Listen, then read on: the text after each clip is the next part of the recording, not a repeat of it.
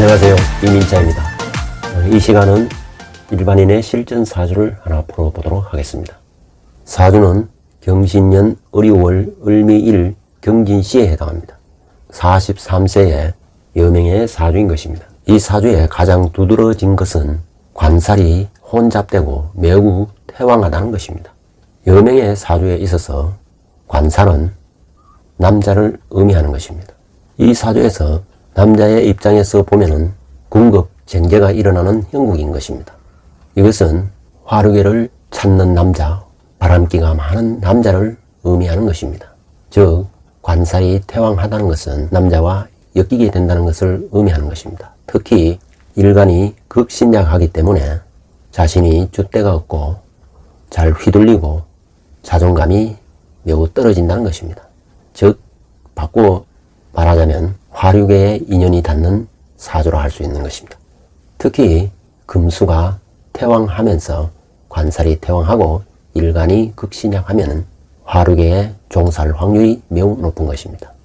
왜냐하면 일간이 극신약하여 모든 것을 관살에 의탁하기 때문인 것입니다. 이 사주는 화가 없기 때문에 식상생계도 되지 않고 또 수인성이 없기 때문에 관인상생도 되지 않는 것입니다. 만약에 이 사주에 화가 있었더라면 연예인이 될 수 있는 사주인 것입니다.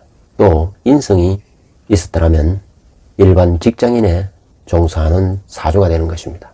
식상이 없기 때문에 자신의 노동이나 활동을 통하여 재물을 취하기가 어렵고 인성이 없어서 관인상생이 되지 않기 때문에 한 남자만 바라보고 가정을 꾸리기는 어려운 사주인 것입니다. 더구나 을병합이 되고 있기 때문에 정임합, 병신합과 더불어 음란지합에 해당하는 것입니다. 이렇게 음란지합이 있고 금수가 태왕하면서 일간이 극신약하고 관살이 태왕하면 화류계에 종사하는 사주가 되는 것입니다.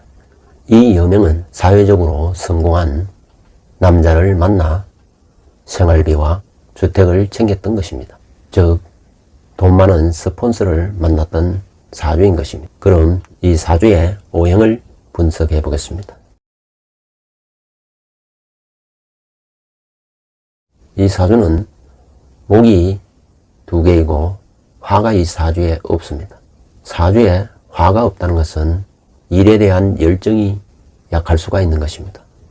또한 화가 없는 경우에는 어떤 일을 하든 매우 느려진다는 것입니다. 그리고 토는 진토와 미토가 있습니다.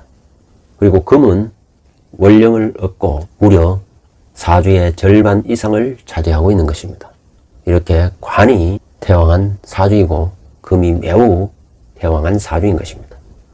수는 이 사주의 인성에 해당하는데 수가 어디에도 없습니다.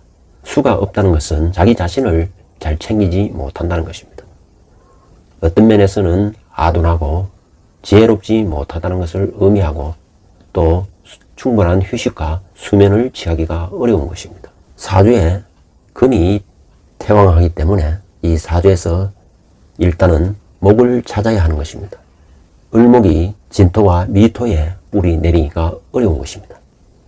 진중의 을목은 동조한 경금과 을경합을 하고 미중의 을목 역시 이웃하고 있는 유금에 충국을 당하고 있기 때문에 을목은 뿌리를 내리지 못하는 것입니다.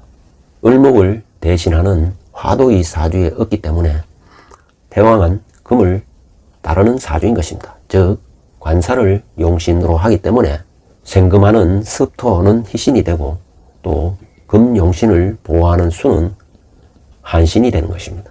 이 사주에서 수 한신은 화가 없기 때문에 마이너스 한신에 해당하는 것입니다. 을을 복음 잡초가 되기 때문에 고독이 따르고 형제의 덕이 없는 사주인 것입니다. 그리고 항상 경쟁에 내몰리게 되는 것입니다. 관살이 용신이기 때문에 남자의 덕을 입을 수는 있지만 배우자 궁에 용신을 극하는 화토가 있어 정상적인 결혼 생활은 어려울 수가 있는 것입니다. 사주에 화는 식상에 해당하고 즉 자식에 해당하는 것입니다. 원국에 화식상이 없기 때문에 자식의 인연이 어려운 것입니다. 즉 임신이 잘 되지 않는다는 것입니다. 을경합으로 경금을 당겨오기 때문에 남자를 매우 좋아한다는 것을 의미하고, 을경합이 쌍으로 이루어져 있기 때문에 삼각관계에 얽히기 쉬운 것입니다.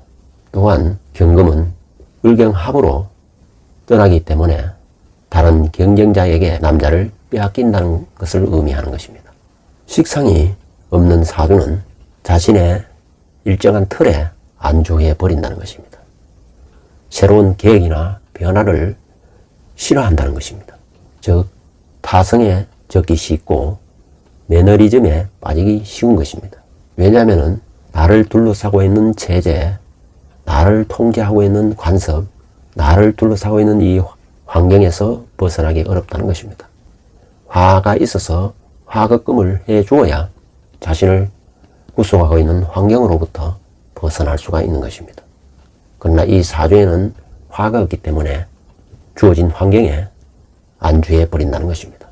이 사주는 이모대운 어려운 가운데 무자년에 토생금 금생수하여 용신을 도우는 운에서 돈 많은 스폰서를 만날 수 있었던 것입니다. 무엇보다 인성이 결여된 사주는 자신감이 결핍되기 쉬운 것입니다. 더구나 인성은 인풋으로 수용하는 것인데 수용할 기제가 없기 때문에 잔소리를 매우 싫어한다는 것입니다. 즉 주변의 충고를 잘 받아들이지 않는다는 것입니다. 지금은 신사대운에 임하여 사유축 건국을 이루고 있기 때문에 남자의 도움이 계속 이어진다는 것을 의미하는 것입니다. 적어도 경진대운까지는 용신이 발복하기 때문에 남자의 덕을 입을 수가 있는 것입니다. 그러나 기묘대운 이후는 용신이 절퇴지에 임하기 때문에 경제적으로 어려움에 처해질 수가 있는 것입니다.